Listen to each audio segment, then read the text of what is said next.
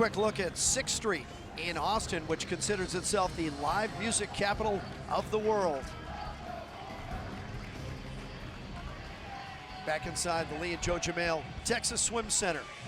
Jim Watson and Rowdy Gaines, and we move on to the men's 100-meter backstroke and the world record, a University of Texas graduate, Aaron Pearsall. Matt Grievers will be in lane 5, two-time Olympic medalist, silver in 08, and a gold in 12, so he is the defending Olympic champion. Incredible swimmer, incredible leader for this team. They call him the gentle giant. Humble and just an amazing representative for the sport. Rex Tullius from the U.S. Virgin Islands and the University of Florida in lane 1. In fact, he set a U.S. Virgin Islands national record in the prelims this morning. Arkady Viachanin in lane 2, third in the Olympics in this event back in 2008. In lane 3 is Ryan Murphy, who won the 200 back yesterday, two-time NCAA champion the last 2 years. David Plummer in lane 4, New York Athletic Club. Trains alone in Minneapolis, 2013 silver medalist at the World Championship, behind the guy in lane 5, Matt Grievers. Told you Grievers already won silver in 08 and the gold medalist in 2012 in London. Junya Koga is in lane 6, 2009 world champion in this event. Swims for Japan, training in Ann Arbor. Tyler Clary in lane 7, SwimMac in North Carolina, 2012 Olympic champion in the 200 back, but not too experienced in this distance. And on the outside lane, from outside of Denver, Hennessy Stewart. Going back to David Plummer quickly, Jim, we're not supposed to pull for swimmers. I mean, we're supposed to be neutral, right? But it's so hard not to pull for a guy like David Plummer. Here's a guy who got 3rd at the Olympic trials in 2012, position that is just brings such heartache by only 12/100ths of a second behind Nick Thoman, and one of the best in the world. He followed up a year later, won the silver medal. You've got 3 out of the top 5 top swimmers in the world from the United States.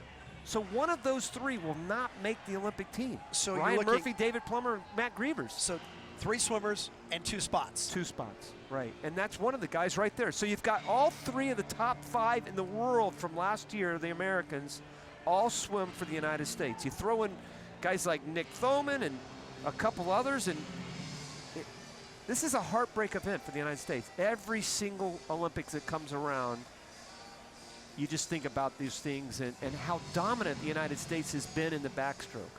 But Rowdy, one of the things that you should gain from the domestic circuit is competition, and competition sharpens you and supposedly makes you better when you get to that stage. So the 2 that survive, wouldn't it make them better? I agree to a degree. Yes, but you see the heartache as well. Yeah. Exactly. It still hurts you to see 4 years of something training like and you come up a couple of hundreds short.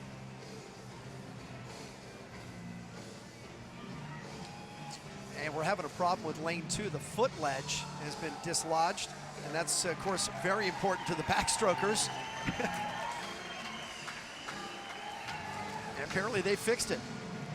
But a delay like this, you know, all the swimmers sitting on the blocks and really taking a moment to themselves. Good experience. Collect your thoughts, calm It's down. happened. It's happened at the Olympics before. Yeah, find your I center. remember back in 2008 in the semifinals in the women's 50 freestyle. It happened there. There was a huge delay. Suit ripped.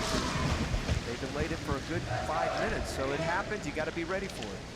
Swimmers are in the water. Ryan Murphy's in 3, David Plummer in 4, Matt Grievers in lane 5. It's killing you already. It is. It's hard to even watch this event in January.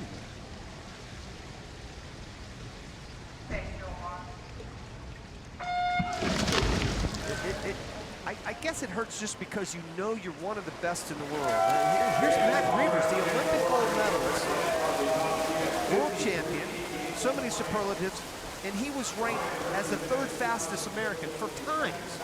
So there is that possibility he might not even make the Olympic team. I don't think that's going to happen, but it could, and there would not be a surprise. Through 50 meters, Grievers and Plummer get there first. Plummer just in front, and Koga is third in lane 6, but Murphy's just behind, maybe a third of the body length. Koga had a good 50 freestyle, so you know he has the speed, but here again, the 3 Americans, and this is what you're probably gonna see what happens in about 5 months when we get to Omaha, and will those long arms by Grievers do it? There's Grievers, and Grievers wins it. Grievers is first, Murphy second, and Plummer is third. It's all about being 6'8". That's the huge advantage he's going to have when he reaches to that wall when we get to Omaha and Rio. And again, 15-100 separates those top 3 swimmers. And guess who was third? David Plummer. Not by much, but he was third. That's a good win for Matt Grievers. Here's the start right here. All 3 of them getting off the block so well. They kind of arch their back and enter through that same hole. Great dolphin kick, and then Grievers so good for a big, tall guy. He stays connected on that start, and it does the same thing. There's Grievers on the turn. Right above him is Plummer, and Murphy, who went in third behind both of them, had a great turn coming off the wall. Not so much going in, but he had great momentum coming off the wall, actually caught them both.